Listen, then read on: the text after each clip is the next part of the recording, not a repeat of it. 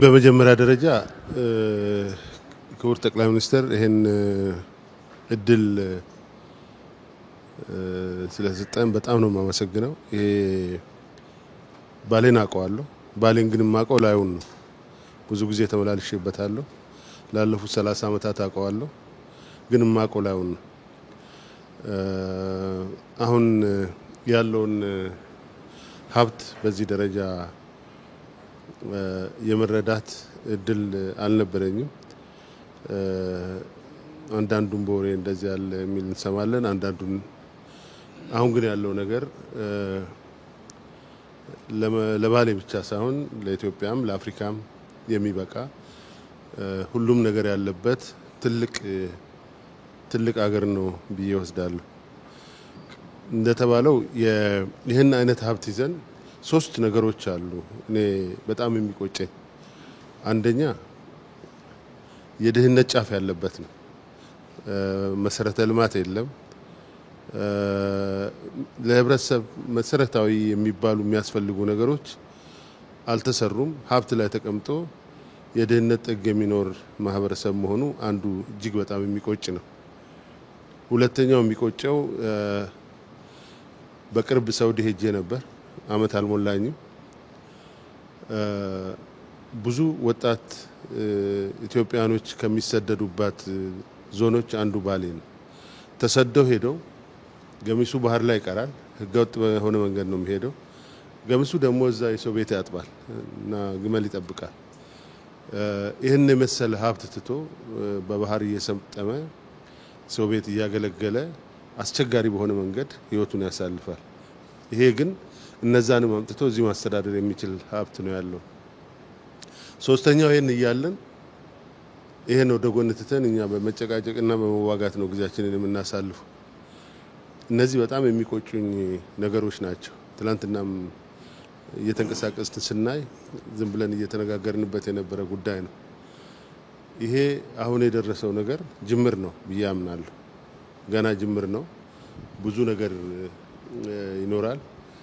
ይሄን በጅምር ያለ ነገር ከንትን ወተን ከጭቅጭቅ ከንትርክ ከመጋደልና ከመታኮስ ወተን ሙሉ አቅማችንን እንደዚህ አይነት ሀብትን ወደ ተጨባጭ ነገር የመቀየር ነገርና ከድህነትም ለመውጣት መጪው ትውልድ በአገሩ የሚኮራበት የሚኖርበት እኛ ተሰደን የምንሄድበት ሳይሆን ሌሎች መጥተው እዚህ የሚኖሩበት ሁኔታ ለመፍጠር በሰፊው መስራት አለበት ብዬ አምናለሁ። ከዚህ ውጭ ያለው ነገር በሙሉ ጥፋት ነው። አቅም አለ፣ ጭንቅላት አለ፣ ጉልበት አለ። የወጣት ሀገር ነው። ይሄ የወጣት ሀገር ወደዚህ ወደ ራሱን ሀብት አውጥቶ ወደ መጠቀም መምጣት አለበት ብዬ አምናለሁ። እድል ከተገኘም የኛን አይነት እድል ማግኘት በጣም ይከብዳል። ግን መጥቶ የሚያይበት ማየት የሚገባቸው መጥቶ የሚያዩበት ሚዲያዎችም ይሄን ሀብትን የሚያስተዋውቁበት ሁኔታ መኖር አለበት እላለሁ። አሁንም መልሼ ማመስገን እፈልጋለሁ። ይሄ ትልቅ ሀብት ነው። ይሄ ትልቅ እድል ነው። ይሄን ትልቅ እድል በማግኘቴም እውነት ለመናገር በህይወት ኖሬ ይሄን በማየቴ በጣም እድለኛ ነኝ ብዬ ነው የማስበው። በጣም ደስ ብሎኛል። ትውልድም ይሄን ይዞ መሄድ አለበት ብዬ አምናለሁ። አመሰግናለሁ ክቡር ጠቅላይ ሚኒስትር። 3 ቀን ቆይታችን እዚህ መጀመሪያ ማንሳት የምፈልገው ይሄ ቲም የተደራጀበት ሁኔታ በራሱ ከዚህ በፊት ከነበረው ሁኔታ ለየት ያለ ነው። ነባር አመራሮች ከተለያየ ቦታ የመጣን በፊት አብረን የነበርን አሁን ደግሞ አዲሱ አመራር ያለበት ኮምቢኔሽኑ ጠለቅ ያለ መልእክት ሊሰጥ የሚችል የምናየውንም ነገር ሞር በፊት ከነበረው ሁኔታ ጋር ለማነጻጸር ትልቅ አጋጣሚ የፈጠረ ስለሆነ የቡድኑ ኮምቢኔሽን በጣም ማድነቅ ፈልጋለሁ። ከዛ በኋላ እንግዲህ ብዙ ስራዎች ብዙ ቦታ ላይ እንደተጀመሩ አቃለሁ። ስለ ባሌ ያወራን ስለሆነ ቅድም አባዱላ እንዳለው ባሌ እንግዲህ በተደጋጋሚ በብዙ ሁኔታ መጥቻለሁ። እኔም ባሌን በዚህ መልኩ አይቻት አላቅም። ባሌን በዚህ መልኩ አይቻት አላቅም ስል ዛሬ የነበረው ትላንት የነበሩ ነገሮች ዛሬ ስለተቀየሩ አይደለም። ትላንት የነበረው መልክዓ ምድር ዛሬም አለ። ትላንት የነበረው የአየር ሁኔታ የአየር ጸባይ ዛሬም አለ። እነዚህ ታሪካዊ ሀብቶቻችን ትላንትም ነበሩ። ዛሬ ያየነው ባሌን ገልጸን ነው ያየነው። የተጀመሩ ስራዎች 3 ቀን ፈይቶብን ያየናቸው የተጀመሩ የልማት ስራዎች ባሌን ውስጥ የነበራትን እምቅ በተወሰነ ሁኔታ ገልጦ ለማየት እድል አግኝቻለሁ። ይሄ ዋናው ነገር ነው። ቅድም እርሶ ካነሱት ከድህነት ጋር ተያይዞ ያለንን ሀብትና ያለንን ፖቴንሻል አቅም ገልጦ የማየት አቅም ነው የነበረን ችግር ዋናው። ይሄ የሊደርሺፕ ችግር ነው። የሊደርሺፕ ሁኔታ ነው ብዬ ነው የምወስደው። ትላንት የነበረን ዛሬም ያለን ነገም የሚኖረን በደንብ ወደ ውስጥ ገልጠን ካየን ያለን ሀብት ለሀገራችን ይሆናል፣ ለባሌ ይሆናል፣ ለኦሮሚያ ይሆናል፣ ከዛ በላይ ደግሞ ለመላው ሀገራችን ይሆናል። ስለዚህ ዋናው ነገር ያለንን ነገር በቅጡ መገንዘብና መገንዘብ ብቻ ሳይሆን በዛ ላይ ተመስርቶ ወደ ስራ ወደ ውጤት ህዝቡ ተጠቃሚ እንዲሆን የማድረግ ቅድም ስለ ወጣቶች ተነስቷል። ወጣቶች ተጠቃሚ እንዲሆኑ የማድረግ እንደሰማሁት ይሄ አካባቢ ራሱ በሴፍትኔት ከዚህ በፊት የሚኖር አካባቢ ነው። አሁን በመሰረቱ ተቀይሯል። ግድቦች አይተናል። ሎጆች፣ የቱሪስት ቦታዎች ባሌ በፊትም የቱሪስት አካባቢ ነው። ግን ይሄ ሲጨመር ሊመጣ የሚችለውን ነገር በቀላሉ መገንዘብ ይቻላል። ግን ዋናው መተባበር፣ በጋራ የመስራት፣ በጋራ የማሰብና በጋራ በዚህ ላይ ይሄንን ገልጦ የሚያይ የመሪነት ሚና አስፈላጊ ነው ብዬ ነው ማምነው። በጣም ደስተኛ ነኝ። አመሰግናለሁ። ክቡር ጠቅላይ ሚኒስትር፣ ከመደበኛ የዕለት ተዕለት ስራችን ወጥተን ብዙዎቻችን በተግባሩ ላይ ያልተሳተፈን እርስ በርሳችንም እንድንገናኝ እድሉ ተሰጥቶን እዚህ በመገኘታችን በጣም አመሰግናለሁ። በፌደራል መንግስት በእርሶ የሚመራ ኢኒሼቲቭ እና በክልሉ የተሰሩት ብዙ ስራዎች ከገመትኩት በላይ ናቸው። እውነቱን ለመናገር ከገመትኩት በላይ ናቸው።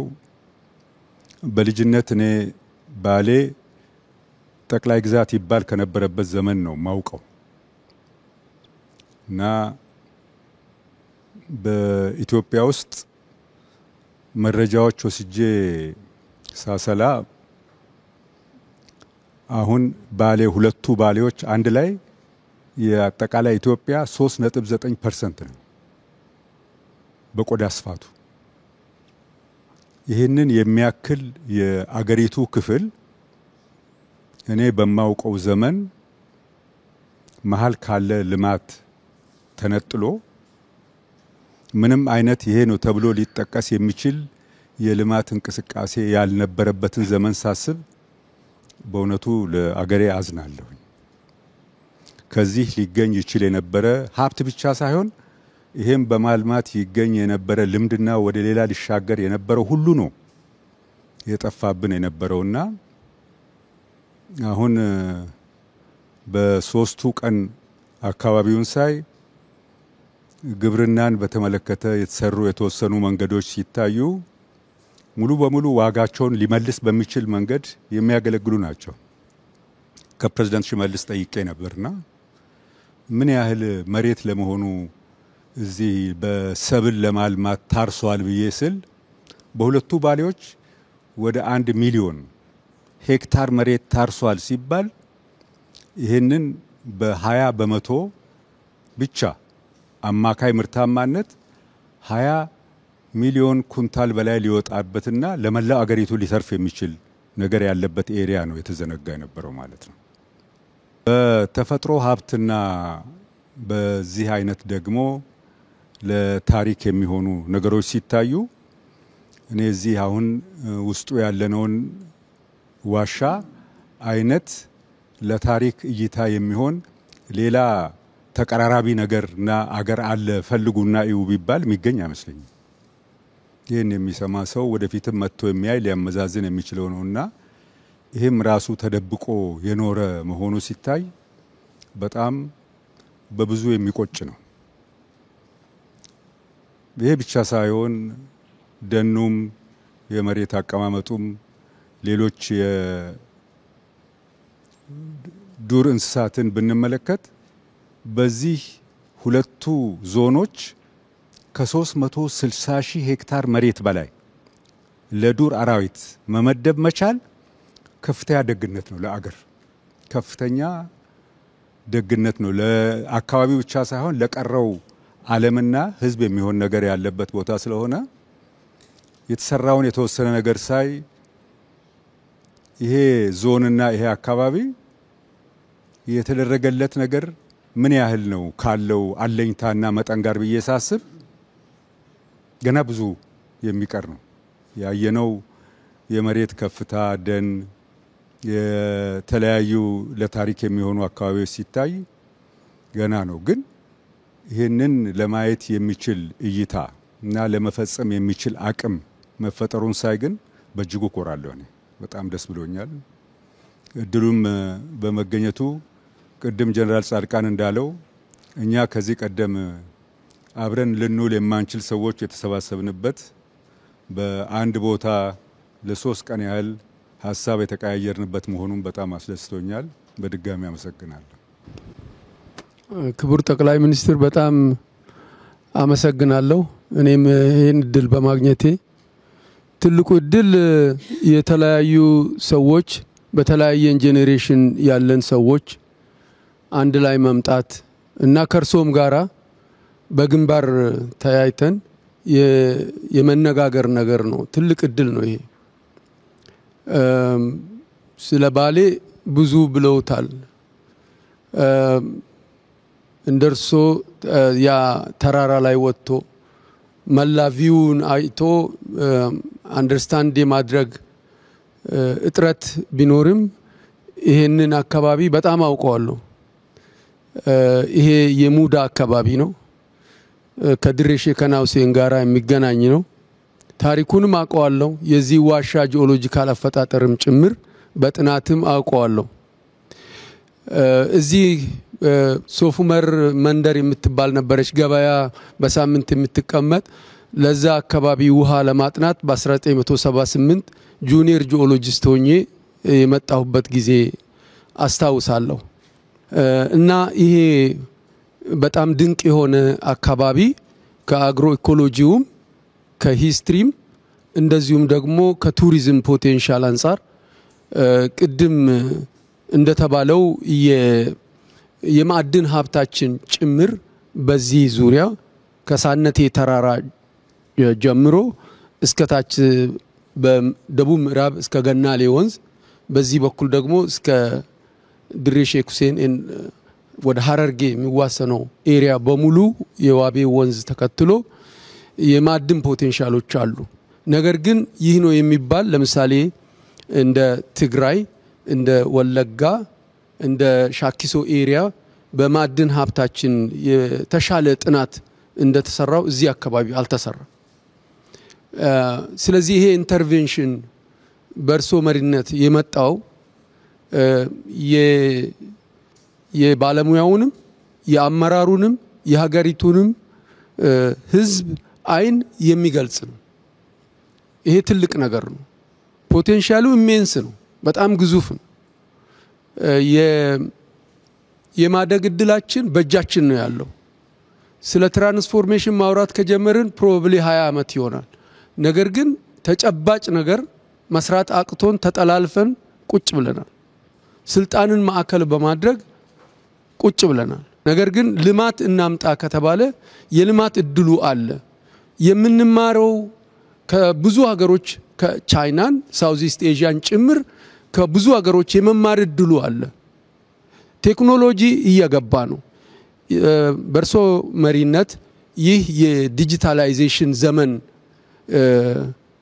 የመስፈኑ ጉዳይ በቀላሉ የሚታይ ሰው ፎር ግራንትድ ይወስዳል እኔ ግን እንደዛ አላየው በጣም ነው የሚገርመኝ ነዳጅ ስንቀዳ ድሮ በጣም እንቸገር ነበር በጣም ብዙ ለውጦች አሉ ግን ኩሙሌቲቭሊ ኦቨርአርቺንግ ቪውን አስቦ የማየቱ ጉዳይ በጣም ትልቅ ነገር ነውና አሁን ሱፊያን ያለው ላይ ትንሽ ነገር ለመጨመር የኛ ሀገር ፖቴንሻል ያለው ልክ ሎ ሃንጊንግ ፍሩት እንደሚባለው እርሻ ላይ ነው የመጀመሪያው። እርሻው አልተበላም። አፈሩንና ውሃን ማገናኘት ተጀምሯል። ዌልመን ላይ ትላንትና እርሶ እንዳስመረቁት ፕሮጀክት የምናየው የመጀመሪያው ትልቁ ኢሪጌሽን ነው የሚመስለኝ። አላቅም ሌላ ቦታ እኔ ሚስ ያደረኩት ካለ አላቅም እንጂ በ10 ሺዎች የሚቆጠር ሄክታር መሬት ከአንድ ሶርስ የማልማት አቅም ተጀምሯል። ይሄ በብዙ 10 ሺዎች የሚቆጠሩ ሄክታር መሬቶችን የማልማት አቅማችን ትልቅ ነው። ኤክስፖርት ለማድረግ እድላችን ይጨምራል ማለት ነው። ይሄ ማለት የሀገሪቱን የውጭ ምንዛሪ ፍላጎታችን ይጨምራል ማለት ነው። እና ኢንዱስትሪያላይዜሽንም ከኛ የራቀ አይደለም ከዚሁ ጋር የሚያያዝ ነውና እኔ በጣም የሚደንቀኝ ሳነቴንም ብዙ ጊዜ ተመላልሼበታለሁ። የእርሶ እይታ በጣም የተለየ ነው። ውበትን ብቻ ሳይሆን መሬታችንን፣ ጋራዎቻችንን፣ ደኖቻችንን ገልጠን እንድናያቸው ለመጪው ትውልድም እያስተማሩ ነው ያሉትና ይሄ በጣም ትልቅ ነገር ነው። ህዝቡም በዚህ ላይ መረባረብና ወደ አንድ ሴንተር ኦፍ ግራቪቲው ተፈጥሯል። በዚህ ሴንተር ኦፍ ግራቪቲ አንፃር ከዚህ ዙሪያ ተሰልፈን ልማትን ማምጣት እንችላለን። ድህነትን ማስወገድ ይቻላል። ከዳሎል በረሃ አንስቶ እስከ ሳነቴ አናት ላይ ማዕድን ነው፣ እርሻ ነው፣ ልማት ነው፣ ቱሪዝም ነው፣ ኢንፍራስትራክቸር ነው፣ ሁሉ ነገር አለን። ይሄ ነገር ተጀምሯል ነው። ስለዚህ ይሄ የተጀመረውን ነገር ሳናደንቅ ወደ ሌላ ነገር ማሰብም አንችልምና ማመስገንም ለሰሩት እና እኛ በእድሜ ከርሶ በፊት ሆነን በሀገሪቱ በመላ ስንዞር ያላየነውን ነገር የማየት አቅም በመፍጠሩ በጣም ላመሰግን ወዳለሁ። አመሰግናለሁ። ይሄንን እድል ስላመቻቻችሁልን እጅግ በጣም አመሰግናለሁ።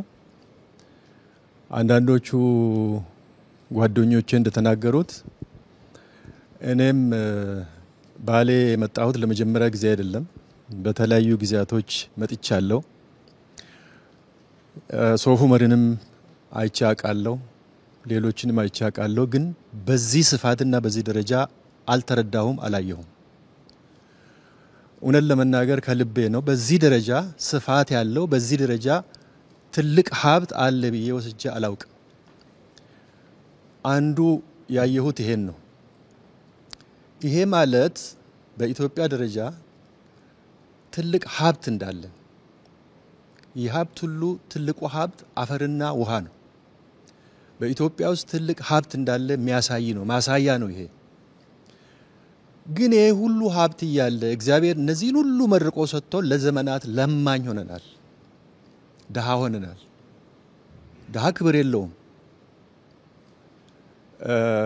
ይሄንን ስናይ እልህ ሊይዘን ይገባል። ለምን? በእውነት ለመናገር ይሄንን ሁሉ ይዞ ድሃ መሆን ያሳፍራል። ይሄ መነገር አለበት፣ በትክክል መነገር አለበት፣ ህዝቡም ማወቅ አለበት። ይሄ እንደተጠበቀ ሆኖ ግን አሁን የተጀመረው ስራ፣ በድፍረት የሚወሰነው ውሳኔ፣ በፍጥነት የሚያልቀው ስራ እና ትልቅ መስዋዕትነትን የሚጠይቅ ስራ ደግሞ ተጀምሯል። ክቡር ጠቅላይ ሚኒስትር ሁሌኛ በሰራነው ስራ አንኮራም፣ የተለየ ክብር እንዲሰማንም አይፈለግም። ግን የተሰራ ስራ መነገር አለበት፣ ሁላችንም ልንረካበት ይገባል። ይሄ ተስፋ ሰጥቶኛል። ይሄንን ሀብት ወደ ጥቅማችን ቀይረን ከድህነት እንወጣለን፣ የተከበረች ሀገርና ህዝብ እንሆናለን የሚል ተስፋ ሰጥቶኛል። ይሄንን የተጀመረውን ተስፋ በሙሉ ልብ በሙሉ አቅም ተግባራዊ እንዳናደርግ ግን እንቅፋት የሚሆኑ ነገሮች አሉ። ሁለት ናቸው ለኔ። አንድ የሰላም ችግር። ዛሬ ኢትዮጵያ ውስጥ በኔ እምነት ጥይት የሚተኮስበት ምክንያት አለ ብዬ አላምንም። ባሌ ለዚህ ትልቅ ምሳሌ ነው። ለምንድን ነው መሳሪያ የሚያነሳው ሰው ሐሳቡን በነፃነት መግለጽ የማይችል ከሆነ፣ መጠየቅ የማይችል ከሆነ፣ ስለተናገረ የሚገደል ከሆነ መብቱን ለማክበር መሳሪያ ማንሳት አለበት። አንስተዋል ባሌ በዚህ ዘመን። ዛሬ እኔ እንደሚገባኝ እስከማውቀው ድረስ ባሌ ደግሞ ሰላምን መርጦ ሰላም ነው ይሄ ዞን ትልቅ ምሳሌ ነው። በዚህ እኔ የኢትዮጵያ ህዝብም ፓርቲውም መንግስትም በከፍተኛ ደረጃ ማውገዝ ያለብን ይሄንን የጀመርነው እናስቀጥል ከተባለ የጥይት ቶክስ መቆም አለበት። ይሄንን ህዝቡ በዋናነት መውሰድ አለበት ብዬ አምናለሁ።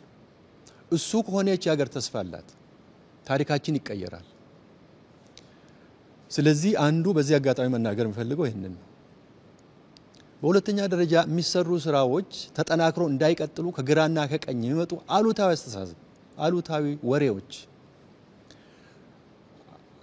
እርሶም ፓርቲውም ብዙ ለዚህ ቦታ የሚሰጥ አይመስለኝም። ከዚህ በላይም ቦታ መስጠት የለብንም ብዬ አምናለሁ። ምክንያቱም የሚታይ የሚዳሰስ ነገር ሌላ ትርጉም ሲሰጠው ታያለ። ይሄ ነው የሚጎላው። ይሄ አይጠቅምም፣ ለማንም አይጠቅም።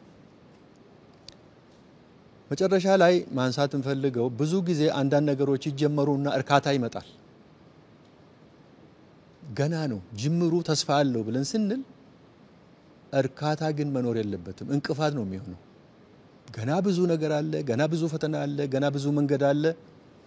እሱን ላይ በግንባር ቀደምትነት እርሶ ቀጥሎ ፓርቲው ሌላውም አመራር ጉዟችን ረጅም ነው፣ ገና ብዙ ስራ አለን የሚል ስራ ለዚህ የሚያነሳሳ መሆን አለበት ብዬ አምናለሁ። አመሰግናለሁ። ክቡር ጠቅላይ ሚኒስትር የዛሬ 7 ዓመት 6 ዓመት ባሌ ደጋግሞ ይዞን ሲመጡ የነበረው ነገር ከፍተኛ ቁጭት ነው የነበረው። አንዳንዴም ከቁጭቱ ያለፈ ደግሞ ቁጣዎችም ነበሩ። ዛሬ ላይ ቆሜ ሳየው በዚህ አጭር ጊዜ ውስጥ ይሄ ሁሉ ነገር ተቀይሮ ካለፈው አንፃር ሳየው ከፍተኛ ርቀት የመጣንበት እሱንም የሚሰማኝ ስሜት እጅግ በጣም ደስተኝነት ነው። የታሰቡ ነገሮችና ደግሞ ከዚህ ተነስቶ ወደፊት የሚመጡትን ነገሮች ደግሞ ኢማጂን ሳረግ እጅግ በጣም ከፍተኛ ደስታ ይሰማኛል። የመደመር ትውልድ መጽሐፍ ሲመረቅ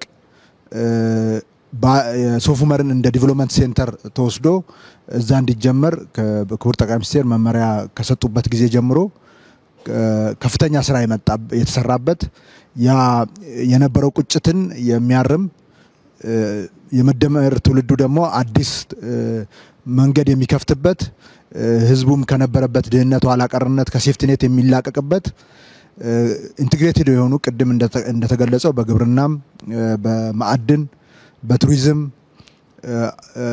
አልፎም ደግሞ በአርባን ዲቨሎፕመንት ሰፋፊ ስራዎች የተጀመሩበት ህዝቡ ላይም ሁላችንም ላይ ከፍተኛ ተስፋ የፈጠረበት ለኢትዮጵያም ትልቅ ጉልበት እንደሚሆን የታየበት ነውና ያ ቁጭት በጣም ኢንቲግሬትድ የሆነ ራዕይ አስቀምጦ ከዛ ራዕይ ደግሞ ማዕከል ተደርጎ ሐሳቦች ዲቨሎፕ ተደርጎ ከዛ ሐሳብ ወደ ተግባሩ መልሶ ሐሳቡን ያዳበረበት እና ከፍተኛ ውጤት የተገኘበት ነው ያየነው። እኔ በዚህ ትሪፕ በጣም ሲኒየር አመራሮች ቀድሞ የነበራችሁ አመራሮችም መምጣታችሁ ሐሳብ መቀያየር ያለውንም ነገር መረዳት ያለፈውንም ነገር ለማሰብ መጪውንም ዘመን ኢትዮጵያ ወዴት እየሄደች እንደሆነ የኢትዮጵያ ብልጽግና አይቀሬ መሆኑንም ያየንበት ነው ብዬ ነው የምወስደው። ትልቅ ትምህርት የተገኘበት ነው ብዬ ነው የምወስደው። ባሌ ክቡር ጠቅላይ ሚኒስትር ሁሌ እንደሚያነሱት ኢትዮጵያ ለራሷ ስትል ልታለማው ይገባል ብለው ደጋግሞ ያነሱ ነበረ እና ለማታለንም ብሎ በቁጭት ሲናገሩ ነበረ። እሱ አሁን በግብርናውም በማዕድኑም ስፔሻሊ በቱሪዝም በአርባን ዲቨሎፕመንቱም ታይቷል። በሚቀጥሉት ጊዜያቶች ደግሞ ባሌ ምትሆነው ነገር ሳስብ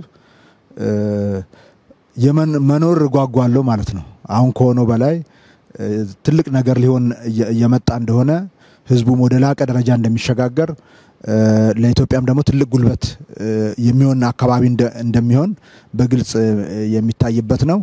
ስለዚህ ይሄንን የተደበቀ የተረሳ አካባቢ ከተደበቀበት ስላወጡ እና ከተረሳበት እና ሁሉም ሰው ነክቶ ከእንቅልፍ ነክቶ ወደዚህ ስራ እንዲገባና አዲስ ታሪክ እንደ መደመር ትውልድ እዚህ እንዲፈጠር ስላደረጉ በጣም ማመስገን እፈልጋለሁ። ያኔ የዛሬ 7 ዓመት 6 ዓመት እንቀይረዋለን ሲባል እንትን በጣም ያስፈራኝና ያስደነግጠኝ ነበር። ምክንያቱም ድህነቱና ችግሩ ሰፊ ስለሆነ አሁን ደግሞ ሳየው ያፍራቻዬ የድህነት ዋሻ እንደሆነ ነው የሚገባኝ። ከዚህ ወጥተን በድፍረት እና በቁርጠኝነት በተግባር እንዴት እንደማይሆን በማሰብ ሳይሆን እንዴት እንደሚሆን በማሰብ ነገሮችን መቀየር እንደምንችል በተግባር ያየውበት የተማርኩበት ነው። ይሄ ለአጠቃላይ ለኦሮሚያ ክልል ሌሎች አካባቢዎችም ለተጀመሩ ስራዎች ትልቅ መሰረት ነው። ለቀጣይ ለሚሰሩ ስራዎችም ትልቅ ጉልበት ነው የሚል እምነት ነው ያለኝ። ከሁሉ በላይ ለምን የሚለው ጥያቄ እና ከዛ የሚመጣው ቁጭት ሐሳቡን ደግሞ የሚያደረጅ ተግባር በተግባር ሲታይ ወደ ላቀ ደረጃ መሸጋገር እንደምንችል ያየንበትና የተማርንበት ነው። ያለፈውንም ሳስብ በጣም ደስ ይለኛል። የሚመጣውን ደግሞ ሳስብ እጅግ በጣም ደስ ይለኛል። ስለዚህ እንደ ድሮ ስጋት ሳይሆን የሚታየኝ ሞር በዚህ ውስጥ ትልቅ ተስፋ ነው የሚታየኝ እና ይሄ ጨለማ ሰማው እየተገፈፈ ከፍተኛ ብርሃን እየመጣ ብርሃኑ ደግሞ ቀጣይ ጉልበት እየሰጠን ያለው እዚህም ደግሞ የባር አመራሮች ሰሞኑን ሲሰጡት የነበረው ሐሳብ ሲደረግ የነበሩት ውይይቶች እና የሐሳብ መከፋፈሎች ሐሳብን ለአንዱ ላይ የማካፈል ጉዳይ ለኢትዮጵያም ትልቅ ጉልበት ትልቅ መሰረት ይሆናል የሚል እምነት ነው ያለኝ። እውነት ለመናገር በዚህ አጭር ጊዜ ውስጥ እንደዚህ አይነት ኢንቫይሮንመንት ተፈጥሮ ይሄ ሁሉ ሰው መጥቶ እዚህ አድሮ ተነጋግሮ ተወያይቶ እንደዚህ አይነት ነገር ለማየት በመቻሌ በጣም ነው ደስ ያለኝ። አይ ቲንክ የሰሞኑን የእናንተን ቆይታ እዚህ ያለው ህብረተሰብ እና የተሰራውን ስራ አርሶ አደሩ አርብቶ አደሩ በምን ደረጃ ፊል እንደሚያደርገው እዚህ ያለው ሰው ብዙ ያንን ሊካፈለው ይችላል የሚል እምነት የለኝም። ባሌንም ያየነው 1/4 ዙን የሚሆን ነው አላየነውም። 3/4 ዙን አላየነውም እና እዚህ የነበረው ህብረተሰብ የነበረበት ጨለማ የነበረበት ተስፋ መቁረጥ እና ሴፍቲኔት ዌይ ኦፍ ላይፍ ሆኖ ሰው ሴፍቲኔት እየተመዘገበ የሚጋባበትና የሚዋለድበት ያ ሁሉ ታሪክ በመሰረታዊነት ተነዶ አዲስ ተስፋ አዲስ ጉልበት የተፈጠረበት ስሜት እነሱን ሆኖ የነሱን ህይወት መኖርን እና በዚህ ህይወት ውስጥ ማለፍን የሚጠይቅ ይመስለኛል። ስለዚህ ያንንም ስሜት ሳስበው በጣም ጉልበት ይሰጠኛል እና እጅግ በጣም ደስ ብሎኛል። እውነት ለመናገር አመሰግናለሁ።